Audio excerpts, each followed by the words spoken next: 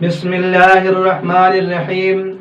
گرامی قدر سامعین، جناب رسول اللہ صلی اللہ علیہ وسلم کا فرمان نسائی شریف میں موجود ہے کہ الصوم جنہ ما لم یخرقھا، کہ روزہ یہ آدمی کے لیے ڈھال ہے جب تک کہ وہ اسے پھاڑ نہ ڈالے۔ اب روزہ ڈھال ہے، کس چیز سے ڈھال ہے؟ تو تین چیزیں آپ کی خدمت میں رکھنا چاہوں گا کہ سب سے پہلے روزے کو جو ڈھال فرمایا گیا وہ روزہ ڈھال ہے نفس و شیطان کے مکر و فریب سے۔ نفس اور شیطان کے مکر و فریب سے یہ روزہ ڈھال ہے۔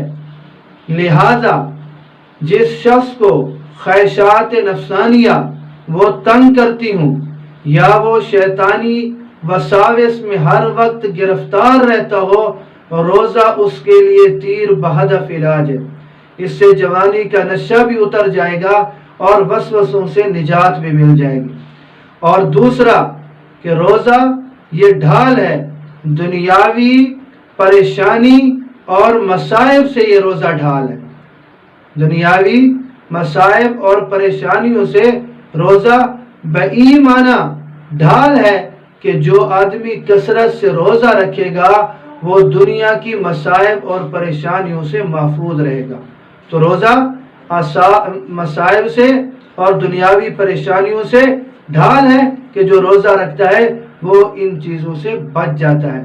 اور تیسرے نمبر پر کہ یہ روزہ ڈھال ہے قیامت کے دن دوزخ کے عذاب سے، یہ روزہ ڈھال ہے کہ آدمی پل صراط سے آسانی کے ساتھ گزر جائے گا، روزہ اس کے لیے ڈھال بن جائے گا۔